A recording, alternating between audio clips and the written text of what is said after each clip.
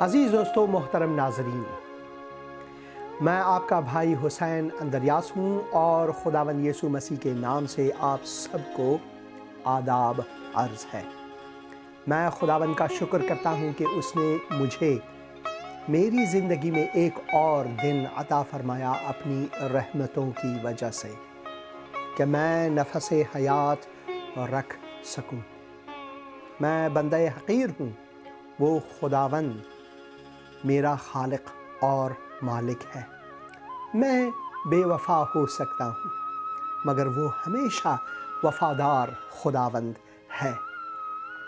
اس کی وفا کا کوئی پیمانہ نہیں ہے۔ وہ خداوند ہمیشہ وفادار، ہمیشہ محبت رکھنے والا، ہمیشہ فضل سے بھرا، برکات سے عظیم خداوند ہے۔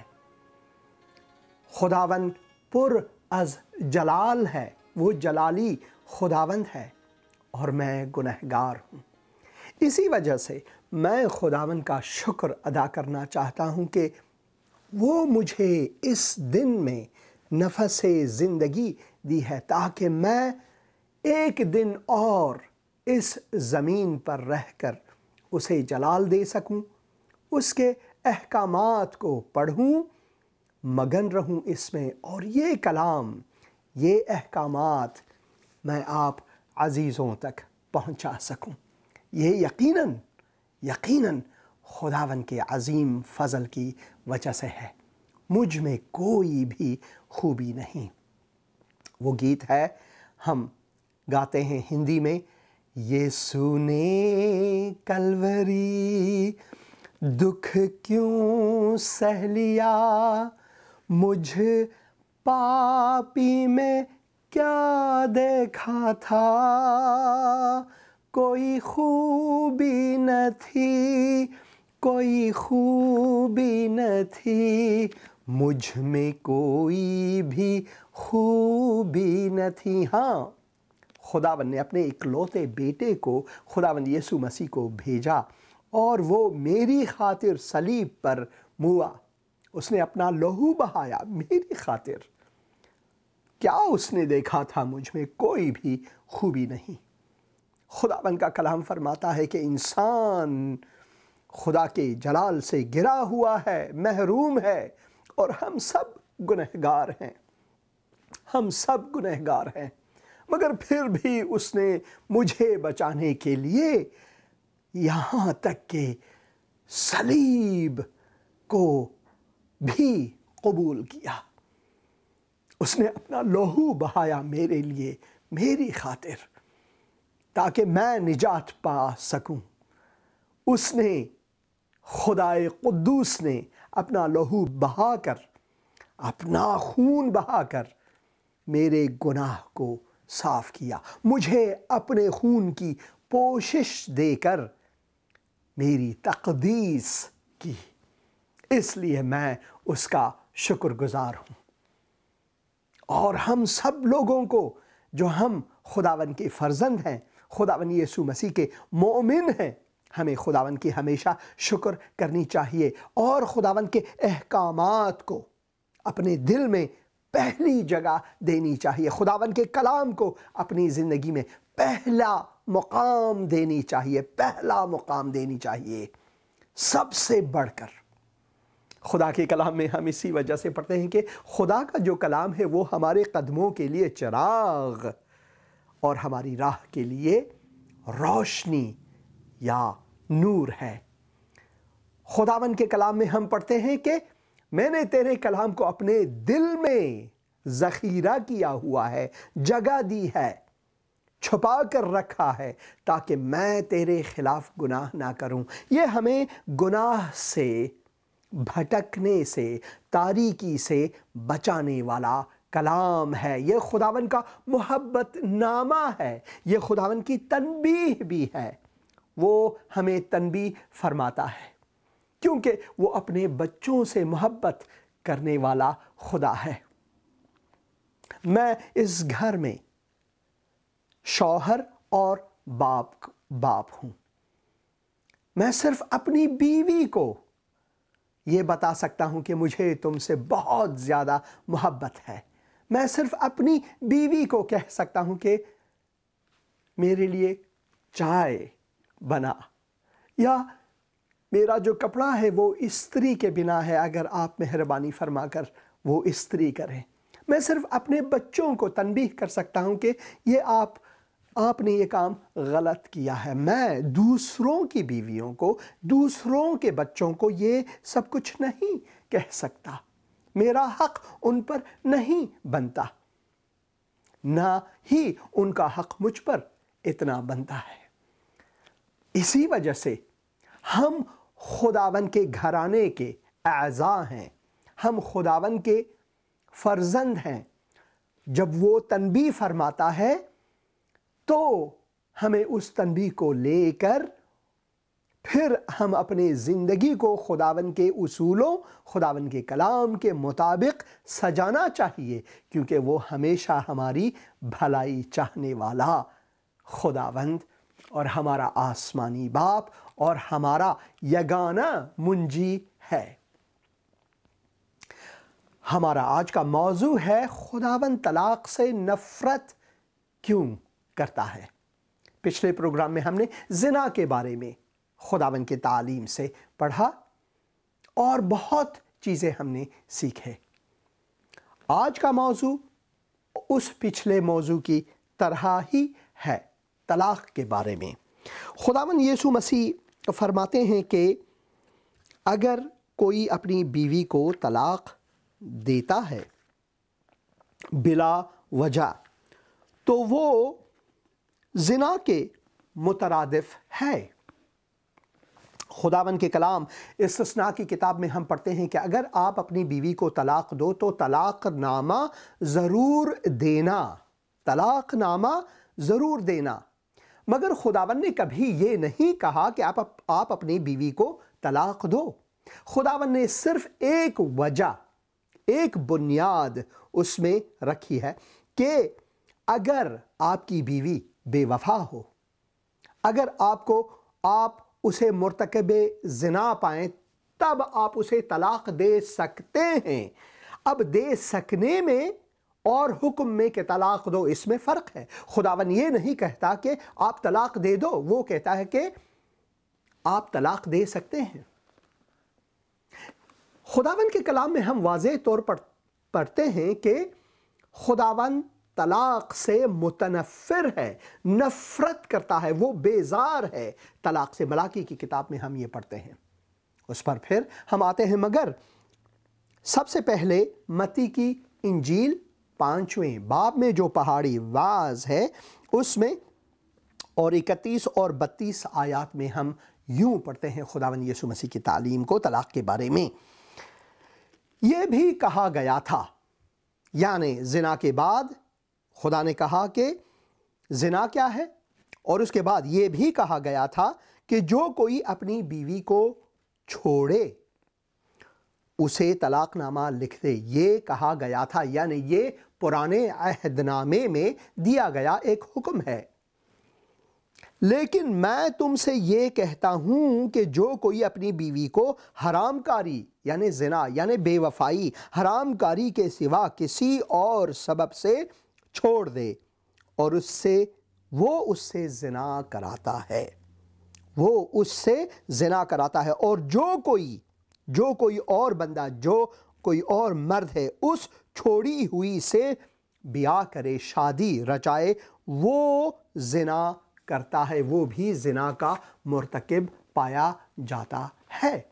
خدا کے کلام میں ہم یہ واضح طور پر پڑھتے ہیں کہ طلاق جو ہے وہ ایک معمولی بات نہیں۔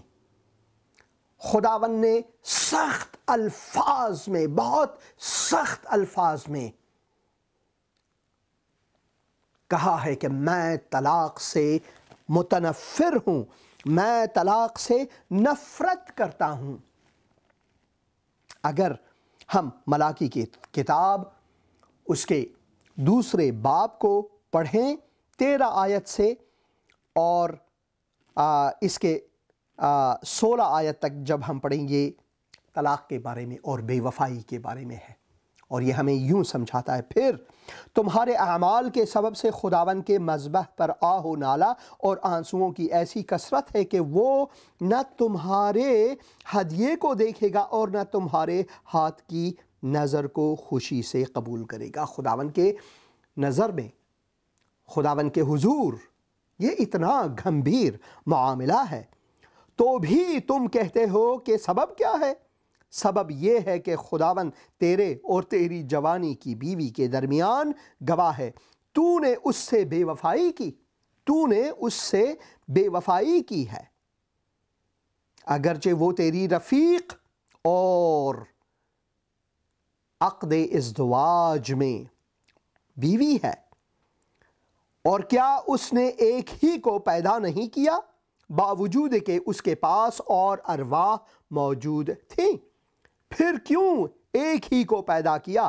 اس لیے کہ خدا ترس نسل پیدا ہو، خدا سے ڈرنے والا ایک نسل پیدا ہو۔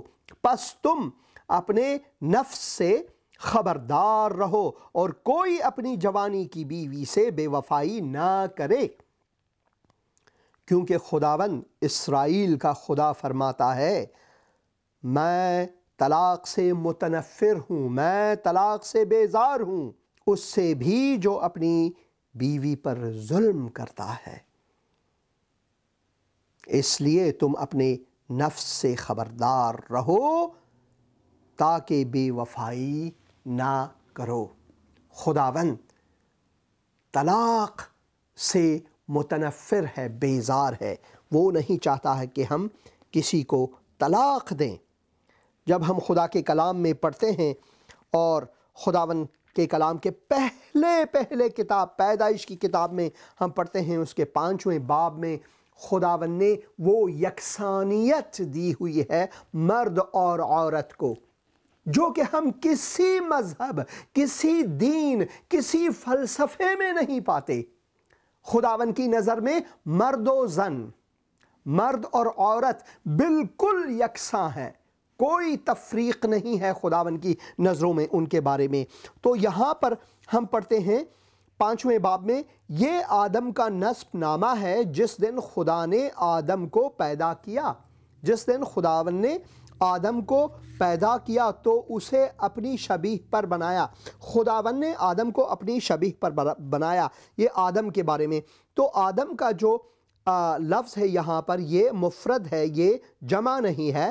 جس دن خدا نے آدم کو، پھر سے یہ جمع نہیں ہے، یہ مفرد ہے پیدا، تو اس نے اسے جو ہے وہ یہ بھی مفرد ہے، جمع نہیں، اپنی شبیہ پر بنایا۔ نر اور ناری دونوں، نر اور ناری، مفرد یہاں پر جمع نہیں ہے، ان کو پیدا کیا، اب جمع ہے یہاں پر، اور ان کو برکت دی، اب یہاں پر جمع ہے، مفرد نہیں۔ اور جس روز وہ خلق ہوئے، یہاں پر بھی جمع ہے، اور ان کا نام پھر بھی جمع، نام آدم رکھا، آدم رکھا، یہ مفرد ہے، جمع نہیں۔ خداوند نے ان کا نام، یعنی مرد کا اور عورت کا، دونوں کا نام آدم رکھا، یہاں پر ہم پڑھتے ہیں۔ تو خداوند کے سامنے کوئی تفریق نہیں، تبھی ہم چاہے مرد ہوں چاہے عورت، ہم کہتے ہیں یہ آدمی ہے۔ پہلے کرنتھیوں میں 7 باب اور اس کے 10ویں آیت میں جب ہم پڑھیں تو یہاں پر لکھا ہوا ہے، مگر جن کا بیاہ ہو گیا ہے ان کو میں نہیں بلکہ خداوند حکم دیتا ہے کہ بیوی اپنے شوہر سے جدا نہ ہو، اور اگر جدا ہو تو یا بے عقد رہے یا اپنے شوہر سے پھر ملاپ کر لے، نہ شوہر اپنی بیوی کو چھوڑے۔ یعنی یہاں پر صرف عورت کے لیے نہیں، مرد کے لیے بھی وہی حکم صادر ہوا ہے۔ اگر آپ جدا ہونا چاہتے ہو، کوئی مشکل گھر میں ہے، تو یہ جدائی جو ہے کسی اور سے عقد باندھنے کا سبب نہ بنے۔ آپ اس عقد میں رہیں، جدا ہی رہیں، مگر اس عقد میں رہیں، مگر اس سے پہلے کہ خداوند یہ کہے کہ آپ جدا رہیں، خداوند یہ فرماتا ہے کہ بہتر یہی ہے کہ آپ ایک دوسرے کو چھوڑے ہی نہ، آپ دوسرے کو بالکل چھوڑے ہی نہ، کیونکہ خداوند کی جو مرضی ہے وہ اسی میں ہے کہ ہم ایک دوسرے کے ہوں، ہم ایک دوسرے کے ساتھ رہیں۔ اور پھر غلطیوں کے تیسرے باب میں آخری آیات میں ہم پڑھتے ہیں، کیونکہ تم سب اس ایمان کے وسیلے سے، تم سب چاہے مرد چاہے عورت، کیونکہ تم سب اس ایمان کے وسیلے سے جو مسیح یسوع میں ہے خدا کے فرزند ہو۔ تم خدا کے فرزند ہو، مرد اور عورت دونوں خدا کے فرزند ہیں، تم خدا کے فرزند ہو، اور تم سب جتنوں نے مسیح میں شامل ہونے کا بپتسمہ لیا، مسیح کو پہن لیا۔ ہم نے مسیح کو پہن لیا۔ جب ہم گھومتے پھرتے ہیں ہر جگہ، تو جب لوگ ہمیں دیکھتے ہیں وہ انہیں ہم میں مسیح کو واضح طور پر دیکھنا چاہیے۔ ہمیں اپنے آپ کو اپنی بیوی کے ساتھ، اپنے شوہر کے ساتھ اتنا وفادار رہنا چاہیے، اتنا ہم عہد رہنی چاہیے، تاکہ جب لوگ دیکھیں تو وہ مسیح کو ہم میں دیکھے۔ یہاں پر لکھا ہوا ہے، اور تم سب جتنوں نے مسیح میں شامل ہونے کا بپتسمہ لیا، مسیح کو پہن لیا۔ ہم نے مسیح کو پہن لیا ہے، کیونکہ اس کا خون جو ہے اس نے ہمیں پہناوا، نئی پہناوا دی ہے، نئی تقدس بخشی ہے۔ نہ کوئی یہودی رہا نہ یونانی، نہ کوئی غلام نہ آزاد، نہ کوئی مرد نہ کوئی عورت، سب برابر ہیں، کیونکہ تم سب مسیح یسوع میں ایک ہو۔ ہم ایک ہیں، ہم میں کوئی تفریق نہیں، نہ مرد عورت سے بالاتر، نہ عورت مرد سے بالاتر۔ ہم یکساں ہیں خداوند کی نظر میں، ہم خداوند کے اولاد ہیں۔ اور اگر تم مسیح کے ہو تو ابراہیم کی نسل اور وعدے کے مطابق وارث بھی ہو۔ تو ہم خدا کے وعدوں کے وارث ہیں، اور ہمیں چاہیے کہ ہمیں ایک دوسرے سے محبت رکھنی چاہیے۔ خداوند کے کلام میں ہم یہ پڑھتے ہیں کہ بغیر اس کے کہ اگر کوئی بے وفائی بیچ میں ہو، اس کے بغیر کوئی اور چیز نہیں جس کو ہم وسیلہ بنائیں، جس کو ہم ایک ذریعہ بنائیں، ایک بہانہ بنائیں کہ ہم نے طلاق دینا ہے۔ خداوند کا کلام ہمیں منع فرماتا ہے، اس سے بالکل منع فرماتا ہے۔ اور خداوند نے ہمیں یہ حکم دیا ہے، اے شوہر اپنی بیویوں سے محبت رکھو، اے شوہر اپنی بیویوں سے محبت رکھو۔ اسے ہم افسسیوں کی کتاب، جو افسسیوں کے نام جو خط ہے، اس میں خداوند نے ہمیں حکم فرمایا ہے۔ افسسیوں کی جو نام خط، اور 5ویں باب 25 آیت میں، اے شوہر اپنی بیوی سے محبت رکھو، جیسے مسیح نے بھی کلیسیا سے محبت کر کے اپنے آپ کو اس کے واسطے موت کے حوالے کر دیا، موت کے حوالے کر دیا۔ اے شوہر اپنی بیوی سے کس طرح محبت رکھو؟ جس طرح مسیح یسوع نے کلیسیا کے لیے اپنی جان تک قربان کی، اپنی جان تک اس نے قربان کی۔ اور پھر ہم کلسیوں کی جو کتاب ہے، کلسیوں کے نام جو پولس رسول کا خط ہے، نئی زندگی میں شخصی تعلقات کے بارے میں جب ہم پڑھتے ہیں 18 آیت میں، اے بیویوں جیسا خداوند میں مناسب ہے اپنے شوہروں کے تابع رہو۔ اگر شوہر کے لیے حکم ہے کہ آپ اپنی جان تک اپنی بیوی کو دو، یہاں تک محبت رکھو، تو بیویوں کے لیے تابع داری کی بات کی گئی ہے کہ آپ صرف اپنے شوہر کے تابع رہو، کسی اور مرد کے تابع نہیں، بلکہ اپنے شوہر کے مطیع رہو، تابع رہو۔ اگر آپ کا شوہر کچھ کہے تو اس کی تابع داری کرنا آپ پر فرض ہے۔ خداوند کا کلام یہ فرماتا ہے، اے بیویوں جیسا خداوند میں مناسب ہے اپنے شوہروں کے تابع رہو۔ اور پھر 19 آیت میں پھر سے مرد حضرات کے لیے، شوہروں کے لیے یہاں پر خداوند کا کلام فرماتے ہیں، اے شوہر اپنی بیوی سے محبت رکھو اور ان سے تلخ مزاجی نہ کرو۔ خداوند کا کلام بہت مشکل ہے، مگر اس کو عمل کرنے میں ہی ہماری بھلائی ہے، اس کو عمل کرنے میں ہی ہماری سب سے بڑی عقل مندی ہے، کیونکہ خداوند ہماری ہمیشہ بھلائی چاہتا ہے، وہ کبھی ہماری برائی نہیں چاہتا۔ جب خداوند یسوع مسیح یہ فرماتے ہیں کہ طلاق نہ دینا، جب یہ فرماتے ہیں کہ لیکن میں تم سے کہتا ہوں جو کچھ کہا گیا تھا کہ اگر آپ نے اپنی بیوی کو طلاق دینا ہے تو طلاق نامہ ضرور دے دیجئے گا، مگر خدا نے یہ کبھی نہیں کہا کہ چلو اب طلاق دیتے چلو اور بیویاں لیتے رہو دوسرے، نہیں، ایسا نہیں ہے۔ صرف ایک بنیاد ہے اس کی، اگر آپ نے بے وفائی پائی ہے، اگر آپ نے حرام کاری پائی ہے، اور یہ دونوں کے لیے یکساں ہے، مرد اور عورت کے لیے، صرف عورت کے لیے نہیں، مرد کے لیے بھی یہی بالکل واضح طور پر خدا کے کلام میں دیا گیا ہے۔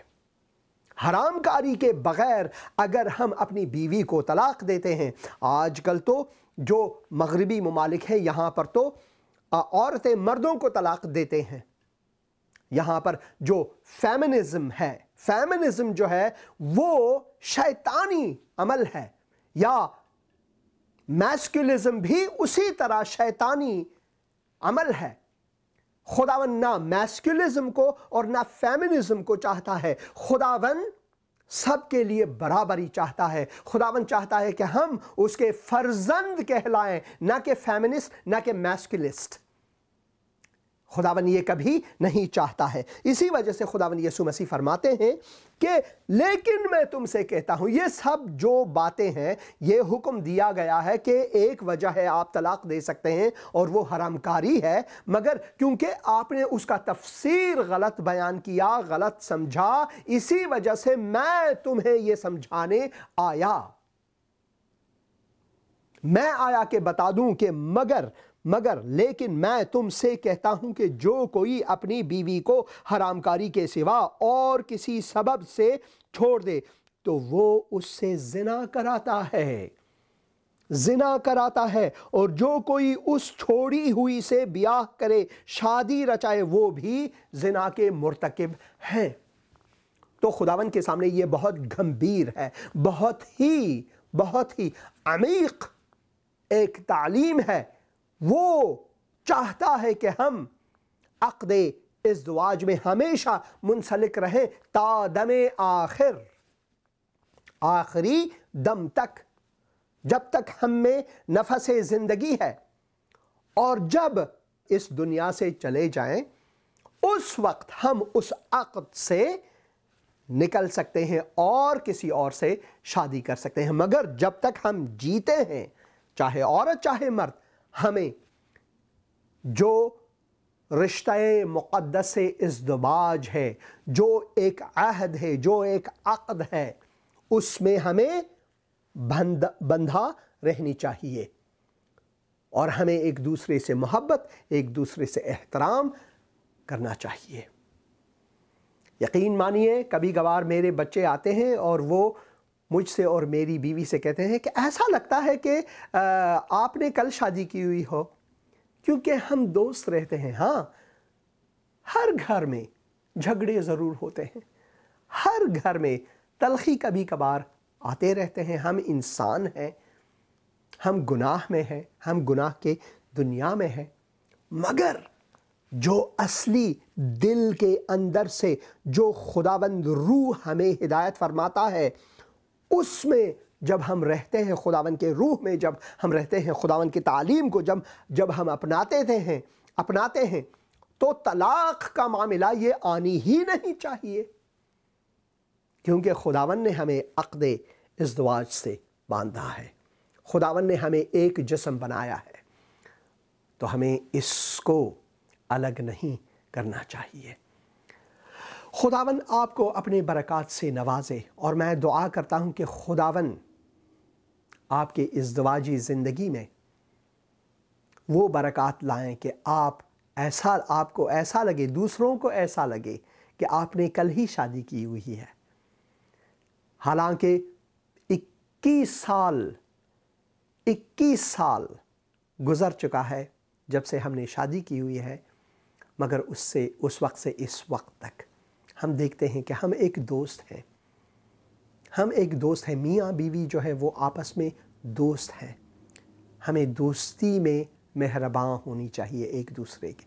ہمیں خداوند کو ہمیشہ اپنی نظروں کے سامنے، خداوند کے احکامات کو اپنی نظروں کے سامنے رکھنی چاہیے۔ خداوند فرماتا ہے کہ مجھے طلاق سے نفرت ہے، تو ہمیں بھی طلاق سے نفرت کرنی چاہیے۔ اے خداوند تو برکت دے، ہمیں اپنی برکات سے نواز، تاکہ ہم تیرے کلام کو اپنے دل میں رکھیں، تاکہ تیرے کلام کو اپنی مشعل راہ ہمیشہ رکھیں۔ خداوند یسوع مسیح کے نام سے آمین۔ یسوع ہے میری پناہ، وہی ہے میری چٹان، لنگر میں ڈالتا اس میں جس وقت گھیرتا طوفان، لنگر میں ڈالتا اس میں جس وقت گھیرتا طوفان، یسوع ہے میری پناہ۔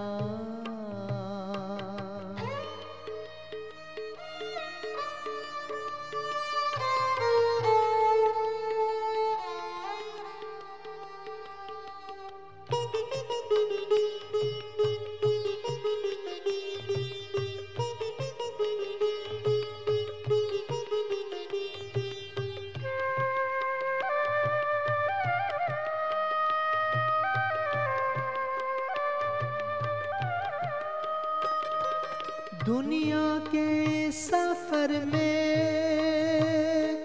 فکروں کا ہوتا جب شور، فکروں کا ہوتا جب شور، دنیا کے سفر میں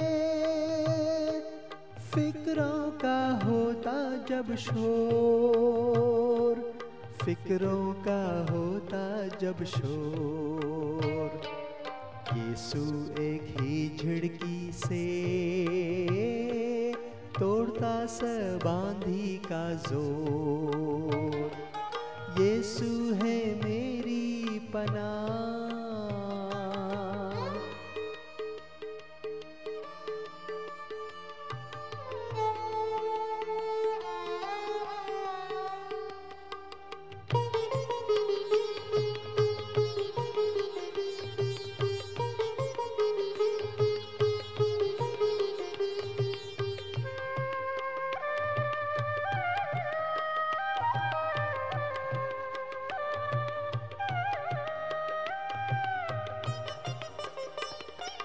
دکھ سے جب ہوں پریشان، جب جانا چاہتا ہوں پار، جب جانا چاہتا ہوں پار، دکھ سے جب ہوں پریشان،